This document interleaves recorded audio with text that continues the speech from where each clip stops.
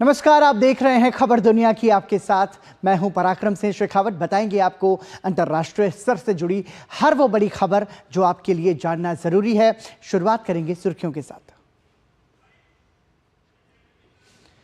नेपाल में बड़ा विमान हादसा।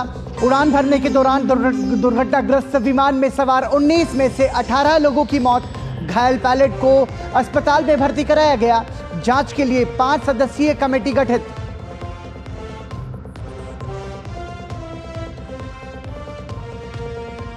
बांग्लादेश में हिंसक झड़पों के बाद धीरे धीरे सुधर रहे हालात। बुधवार को कर्फ्यू में दी गई 7 घंटे की ढील। कुछ देर के लिए खुले बैंक और दूसरे दफ्तर। अधिकतर हिस्सों में इंटरनेट रहे बंद। प्रशासन ने कहा स्थिति सामान्य होने तक जारी रहेगा कर्फ्यू।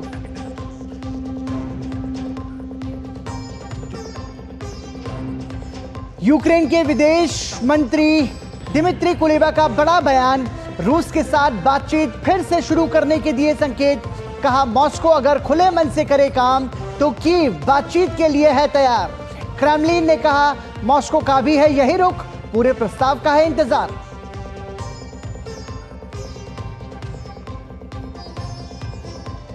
कमला हैरिस ने पहली चुनावी रैली में बोला डोनाल्ड ट्रंप पर हमला। यौन उत्पीड़न समेत दूसरे मामलों को लेकर ट्रंप पर साधा निशाना। ट्रंप का पलटवार। कहा जिस चीज को छूती है कमला हो जाती है नष्ट।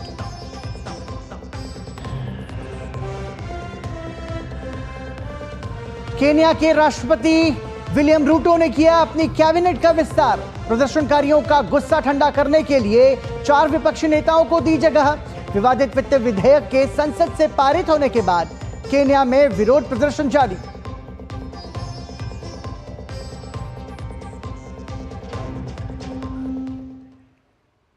और सुर्खियों के बाद आइए अब खबरों पर नजर डालते हैं विस्तार से। सबसे पहले बात एशिया का आईना के जरिए बताते हैं आपको एशियाई देशों से जुड़ी खबरें।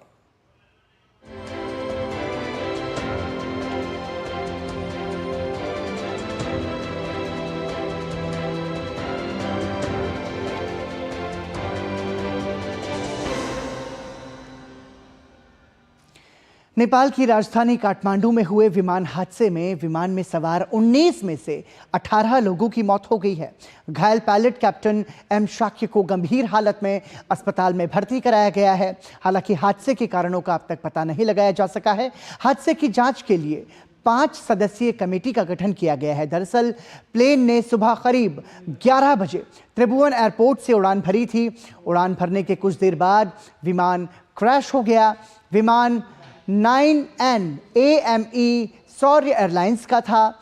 विमान में सवार सभी 19 लोग सौर्य एयरलाइंस के कर्मचारी थे। दरअसल 21 साल पुराने इस प्लेन को मरम्मत कर टेस्टिंग के लिए ले जाया जा रहा था। प्लेन में मौजूद लोग कंपनी का टेस्टिंग स्टाफ था। हादसे के तुरंत बाद पुलिस और फायर फाइटर्स की टीम घटनास्थल पर रेस्क्यू ऑपरेशन के लिए पहुंची। जानकारी के मुताबिक क्रैश के बाद विमान में आग लग गई थी, जिसे तुरंत ही काबू कर लिया गया था। बांग्लादेश में हिंसक झड़पों के बाद स्थिति धीरे धीरे सामान्य की ओर लौट रही है। बुधवार को बांग्लादेश के अधिकांश हिस्सों में इंटरनेट बंद थे, लेकिन कर्फ्यू में 7 घंटे की ढील देने के बाद सड़कों पर रौनक लौटती दिखी। बुधवार को कार्यालय और बैंक कुछ घंटों के लिए खुले रहे। वहीं ढाका और देश के दूसरे सबसे बड़े शहर चटगांव के कुछ हिस्सों में ब्रॉडबैंड इंटरनेट बहाल कर दिया गया। अधिकारियों ने कहा कि स्थिति में सुधार होने तक ढाका और अन्य स्थानों पर कर्फ्यू जारी रहेगा। 5 जुलाई को पुलिस और मुख्य रूप से छात्र प्रदर्शनकारियों के बीच झड़पें हुई, जो नौकरियों में 30% कोटा प्रणाली का विरोध कर रहे थे। भीषण विरोध और झड़पों के बाद सुप्रीम कोर्ट ने रविवार को स्वतंत्रता सेनानियों के परिजनों के कोटा को घटाकर 5% कर दिया। न्यूजीलैंड में बीते 7 दशक से सरकारी और धार्मिक केंद्र में रहने वाले माओरी समुदाय के बच्चे, युवा और वयस्कों के साथ अमानवीय घटना का खुलासा हुआ है, जिसके बाद प्रधानमंत्री क्रिस्टोफर लक्सन ने संसद में खड़े होकर देश से माफी मांगी। दरअसल इस पूरी घटना की विस्तृत जांच के बाद ये तथ्य सामने आए कि भेदभाव और नस्लवाद की भावना की वजह से ये क्रूरता बच्चों और युवाओं के साथ की गई। क्या है पूरा मामला, देखिए ये report. day you are heard and you are believed. New Zealand के इतिहास का यह सबसे काला और दुखद दिन है। संसद में खड़े होकर प्रधानमंत्री क्रिस्टोफर लक्सन ने देश के उस काले अध्याय के लिए माफी मांगी जो किसी भी सभ्य समाज को शर्मसार करता है। दरअसल 1950 से 2019 के बीच में सरकारी और धार्मिक देखभाल केंद्रों में रहने वाले करीब 2 लाख बच्चों, युवाओं और कमजोर वयस्कों के साथ दुर्व्यवहार की बड़े पैमाने पर शिकायत के बाद इसकी जांच कराई गई। अब जांच समिति ने भी इन आरोपों पर मुहर लगा दी है। लक्सन ने एकता और प्यार का संदेश देने वाले पारंपरिक माओरी गीत गाकर देश से माफी मांगी, लेकिन बड़ा सवाल यही है कि क्या इस गीत के जरिए लाखों पीड़ितों के जख्मों पर मरहम लगाया जा सकता है? जांच में पीड़ितों के साथ बलात्कार, नसबंदी, बिजली के झटके देना जैसे निर्मम अपराधों का पता चलता है। इसका अधिकतर शिकार स्वदेशी माओरी समुदाय के लोग रहे हैं। मैं आपके दर्द को कम तो नहीं कर सकता हूं, लेकिन मैं आपको विश्वास दिलाता हूं, आपकी बात सुनी जाएगी। देश को आपकी रक्षा और देखभाल करनी थी, लेकिन इसके बजाय आपको शारीरिक, मानसिक और यौन शोषण के अधीन कर दिया। एक सरकार के तौर पर हम रिपोर्ट को जरूरी प्रक्रिया देने के लिए प्रतिबद्ध हैं। इस मामले पर जांच के लिए आयोग की स्थापना 2018 में की गई थी। ये जांच न्यूजीलैंड में सबसे लंबे समय तक चलने वाली जांच है। आइए जानते हैं जांच के दौरान सामने आए कुछ मुख्य बिंदुओं के बारे में। 1950 से 2019 के दौरान सरकारी और धार्मिक देखभाल केंद्रों में रह रहे 6,55,000 बच्चों में से करीब 2 लाख से अधिक के साथ दुर्व्यवहार का मामला सामने आया है। जांच में पाया गया है कि भेदभाव और नस्लवाद की भावना के चलते ऐसी घटना पेश आई। रिपोर्ट में दावा किया गया है कि दुर्व्यवहार के कारण एक व्यक्ति को अपने पूरे जीवन काल में $5 लाख से अधिक का नुकसान उठाना पड़ा। वहीं पूरे न्यूजीलैंड को इस घटना के चलते करीब $217 बिलियन का नुकसान झेलना पड़ा है। माओरी के अलावा प्रशांत क्षेत्र से जुड़ी अन्य जातियों के लोगों के साथ शारीरिक दुर्व्यवहार की घटनाएं ज्यादा घटी हैं। प्रधानमंत्री, पोप, कैंटरबरी के आर्कबिशप और अन्य धार्मिक संगठनों के प्रमुखों से सार्वजनिक रूप से माफी की मांग की गई है। पीड़ितों को उचित मुआवजा देने की भी बात कही गई है। मुआवजे का खर्च अरबों डॉलर में होगा। देखभाल और संरक्षण आवासों को बंद करने की भी सिफारिश की गई है। दुर्व्यवहार की रोकथाम के लिए राष्ट्रीय देखभाल सुरक्षा रणनीति को अपनाने पर जोर दिया गया है। दुर्व्यवहार के पीड़ितों ने न्यूजीलैंड के संसद भवन तक मार्च निकाला और अपनी आप बीती सुनाई। दुर्व्यवहार ने मुझे बहुत प्रभावित किया है। उस समय की बुरी यादें मेरे साथ हमेशा रहेंगी। मुझे इसके चलते डिप्रेशन से गुजरना पड़ा। अधिकांश दुर्व्यवहार पीड़ितों की उम्र अब 50 साल से अधिक है, लेकिन इनमें कई ऐसे पीड़ित भी हैं जो इंसाफ की आस में दुनिया को अलविदा कह गए। और आइए अब अमेरिकाना के जरिए नजर डालते हैं अमेरिकी देशों से जुड़ी खबरों पर।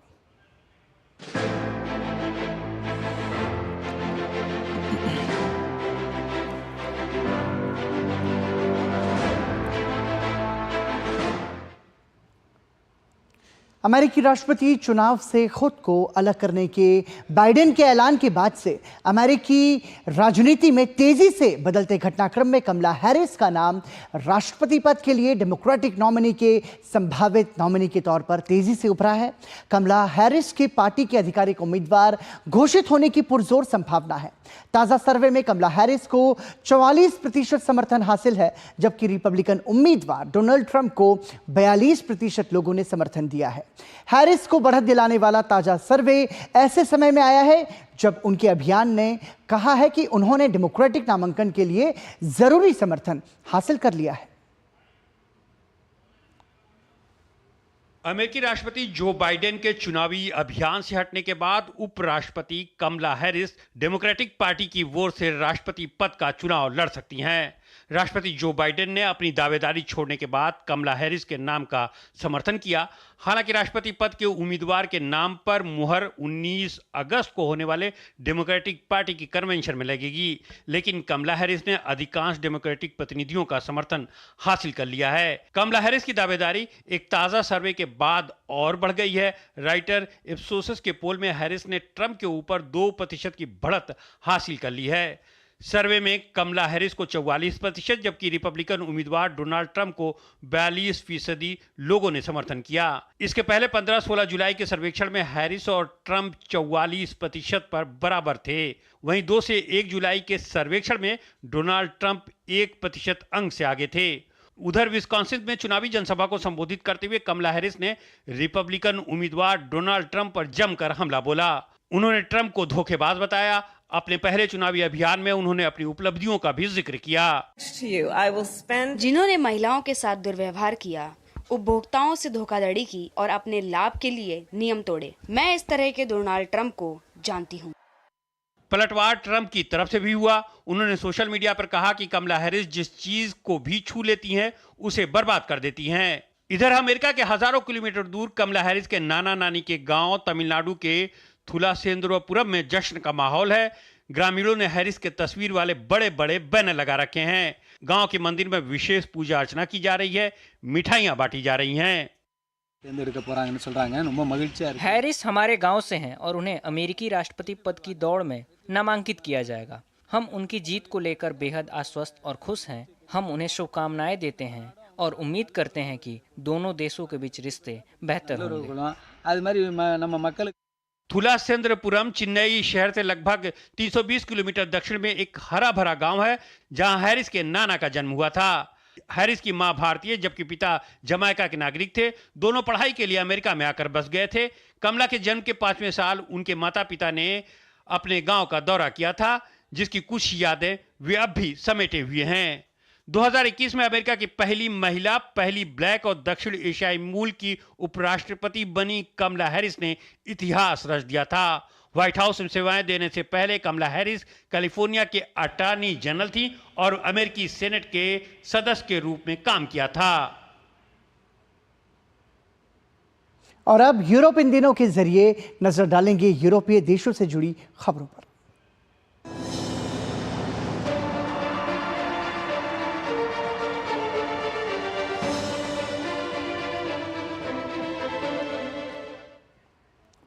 रूस यूक्रेन युद्ध लगातार जारी है। इन दोनों देशों के बीच तमाम मध्यस्थताओं के प्रयासों के बावजूद युद्ध रुकने का कोई समाधान सामने नहीं आया है। ऐसे में यूक्रेन के विदेश मंत्री दिमित्रो कुलेबा पहली बार चीन के दौरे पर हैं। अपने चीनी समकक्ष वांग यी से मुलाकात के दौरान दिमित्रो कुलेबा ने कहा कि यूक्रेन रूस युद्ध के संदर्भ में यूक्रेन रूस से बातचीत करने के लिए तैयार है, लेकिन रूस अच्छी नीयत के साथ काम करे तो। इन सब के इस बीच रूसी मिसाइलों ने खार्किव पर फिर कहर बरपाया है। इस हमले में एक व्यक्ति की मौत हो गई। वहीं मॉस्को में हुए कार हमले में सैन्य खुफिया अधिकारी समेत 2 लोग घायल हो गए हैं। रूस यूक्रेन युद्ध के करीब 2.5 साल हो चुके हैं, लेकिन जंग थमने का नाम नहीं ले रही है। अंतर्राष्ट्रीय पहल के बावजूद दोनों पक्ष एक दूसरे से बात करने के भी रवादार नहीं है। इस बीच यूक्रेन के विदेश मंत्री का एक बयान और फिर उस पर रूस की प्रतिक्रिया से थोड़ी उम्मीद जरूर जगी है। दरअसल युद्ध शुरू होने के बाद पहली बार यूक्रेन के विदेश मंत्री दिमित्रो कुलेबा चीन के दौरे पर हैं। इस दौरान उन्होंने अपने चीनी समकक्ष वांग यी से मुलाकात की। बातचीत के दौरान कुलेबा ने कहा कि यूक्रेन युद्ध के सिलसिले में रूस से बातचीत करने के लिए तैयार है, बशर्ते कि अच्छे विश्वास के साथ रूस काम करने पर सहमत हो। उन्होंने कहा कि हालांकि कीव को फिलहाल रूस की तरफ से इसके कोई सबूत मिलते दिखाई नहीं दे रहे हैं।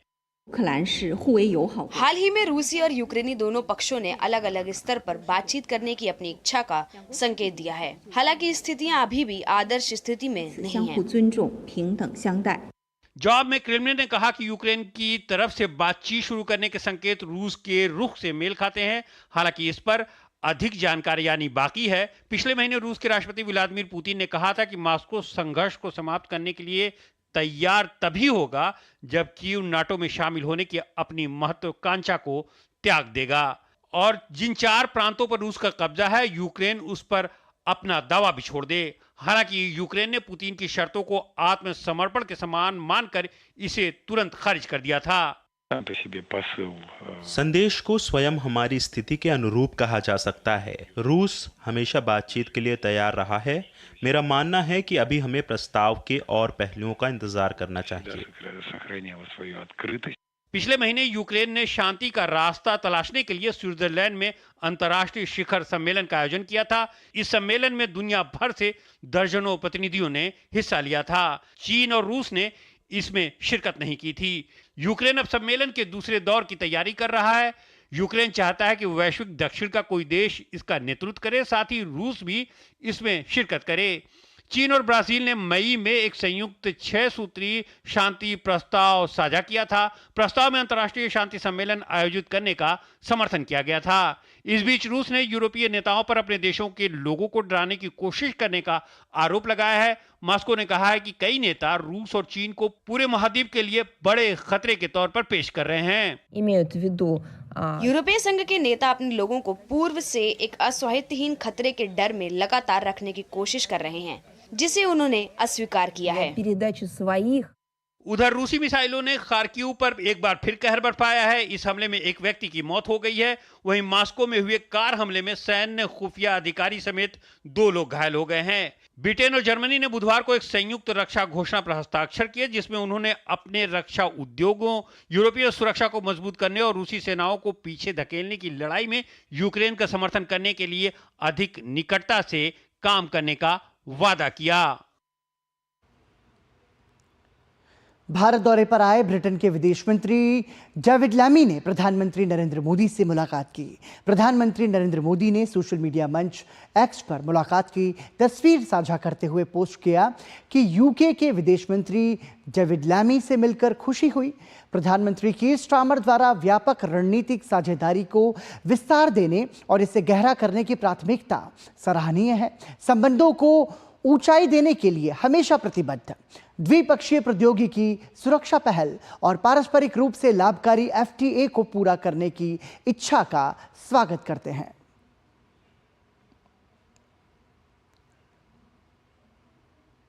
विदेश मंत्री डॉक्टर एस जयशंकर ने बुधवार को नई दिल्ली में ब्रिटेन के अपने समकक्ष डेविड लैमी के साथ बैठक की। द्विपक्षीय बैठक के दौरान डॉक्टर एस जयशंकर ने दोनों देशों के बीच संबंधों की मजबूती पर जोर देते हुए कहा कि भारत और ब्रिटेन वैश्विक मुद्दों और वैश्विक मंचों पर एक साथ काम कर सकते हैं।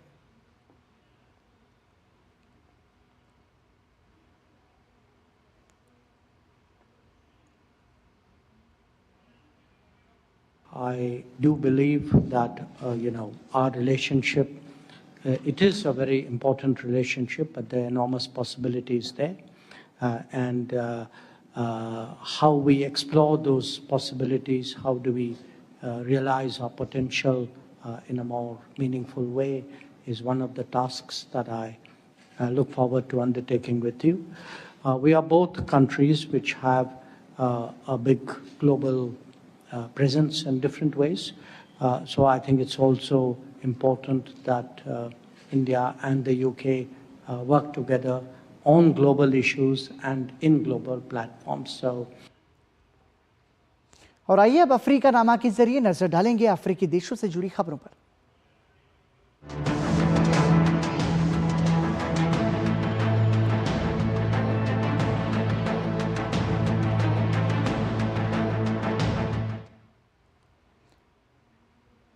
केन्या में वित्त विधेयक से जुड़ा विवाद थमने का नाम नहीं ले रहा है। इस बीच केन्या के राष्ट्रपति विलियम रूटो ने अपनी पूरी कैबिनेट भंग कर दी।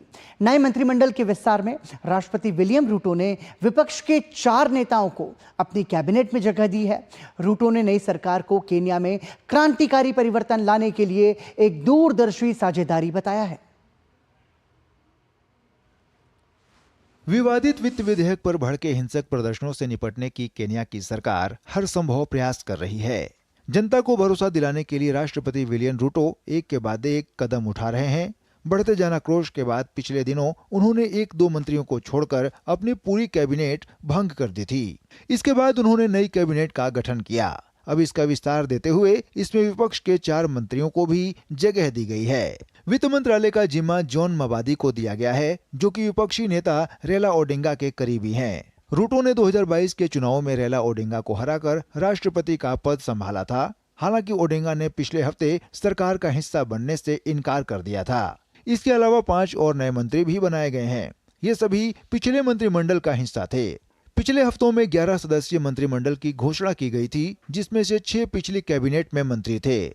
रूटो ने नई सरकार को केन्या में क्रांतिकारी परिवर्तन लाने के लिए एक दूरदर्शी साझेदारी बताया है। केन्या की नई सरकार उन सभी परिवारों को सहायता देगी जिन्होंने अपने परिजनों को खोया है। केन्याई सरकार व्यवसायों की बहाली के लिए भी उपाय करेगी। मैं मंत्रालयों को 1 महीने में उचित सरकारी कार्रवाई के लिए सटीक डेटा प्रदान करने का निर्देश देता हूं। प्रदर्शनकारियों का कहना है कि नई सरकार के गठन से विपक्ष को तो फायदा होगा, लेकिन जनता को इससे कोई लाभ नहीं होगा। वहीं दूसरी ओर केन्या की राजधानी में प्रदर्शनकारियों और सरकार समर्थकों के बीच हुई झड़प को रोकने के लिए पुलिस ने आंसू गैस के गोले छोड़े। प्रदर्शन शुरू होने के बाद पहली बार ऐसा हुआ है कि सरकार का समर्थन करने वाले समूह सड़क पर उतरे हैं। बता दें कि केन्या में वित्त बिल के विरोध में अब तक हुए प्रदर्शनों में करीब 50 लोगों की मौत हो चुकी है। खबर है कि अंतर्राष्ट्रीय मुद्रा कोष अगस्त के अंत में केन्या को दी जाने वाली राजकोषीय सुधार योजना की समीक्षा करेगा। केन्या ऋण चुकाने के लिए IMF और विश्व बैंक के समर्थन को बहुत महत्वपूर्ण मानता है। राष्ट्रपति विलियम रूटो ने नकदी की कमी से जूझ रहे देश को बचाने के लिए नए खर्च में कटौती की घोषणा की है। दरअसल केन्या में वित्त वर्ष 2024-25 के लिए वित्त बिल पेश किया गया था, जिसमें कर वृद्धि करने की घोषणा की गई थी, लेकिन कड़े विरोध प्रदर्शनों के कारण राष्ट्रपति ने इस बिल को वापस ले लिया था। और यहाँ रुक रहे हैं एक छोटे से ब्रेक के लिए। ब्रेक के बाद जब लौटेंगे तो आपको बताएंगे सूडान के गृह युद्ध से जुड़ी खबर। MDH का किचन किंग किचन में हो तो हम सब कुछ बना सकते हैं। बैंगन का भरता, आलू गोभी, भिंडी मसाला और भी बहुत कुछ। MDH। बात जब पीढ़ियों के लिए बनने वाले घर की हो तो जिम्मेदारी बड़ी हो जाती है। गैलेंट समझता है ये जिम्मेदारी। अब डबल M रिब्स के साथ गैलेंट एडवांस TMT रीबार निर्माण का रियल हीरो। क्यों प्रधान जी, बड़े चमक रहे हो आजकल। ऐसा कौन सा खजाना हाथ में लगा है? खजाना नहीं, मिशन मिल गया है हम सबकी जीत का। IIL के ट्रैक्टर ब्रांड का मिशन है तो जीत पक्की। विकसित भारत के निर्माण में अपना योगदान देने के लिए आपका धन्यवाद। जब आपकी इनकम टैक्स रिटर्न की जानकारी में होगी ईमानदारी, फिर आपके टैक्स रिफंड में नहीं होगी कोई देरी। इसलिए ध्यान रहे, गलत TDS, झूठे खर्चे और कम आमदनी दिखाकर हाई रिस्क रिफंड्स क्लेम करने पर आपके इनकम टैक्स रिफंड क्लेम में देरी हो सकती है। इनकम टैक्स डिपार्टमेंट हर फाइल में हुई रिटर्न में दी हुई जानकारी की गहन जाँच करता है और गलत पाए जाने पर रिटर्न फ्लैग हो सकती है। फ्लैग होने पर CPC ITR से रिवाइज रिटर्न फाइल करने की सूचना मिलेगी। 10 दिन के भीतर 2 रिमाइंडर्स मिलने के बावजूद रिवाइज रिटर्न फाइल न करने पर रिटर्न प्रोसेसिंग में देरी हो सकती है। अपनी रिटर्न से जुड़े अपडेट्स जानने के लिए E-फाइलिंग पोर्टल पर लॉगिन करें और अपने डैशबोर्ड पर प्रोसेसिंग स्टेटस और पेंडिंग एक्शंस चेक करें। प्रत्येक आयकर दाता एक राष्ट्र निर्माता। ये डाउट बहुत ही अमेजिंग चीज है, काम आसान कर देती है। अब जिस पे भी डाउट है वो तो ऑटोमेटिकली आउट है।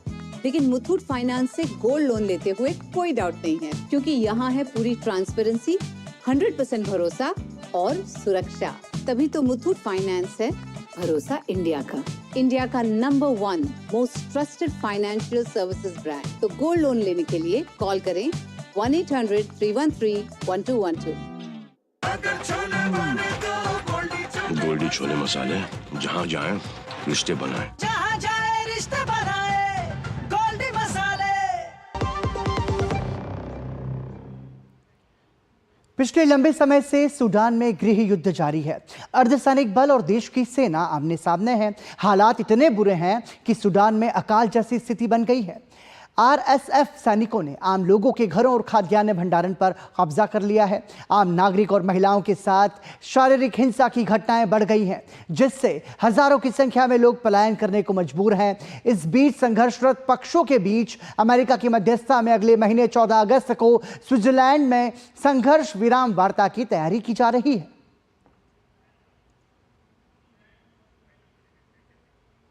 और इसी के साथ ही खबर दुनिया की में आज के लिए इतना ही। दीजिए अनुमति। नमस्कार।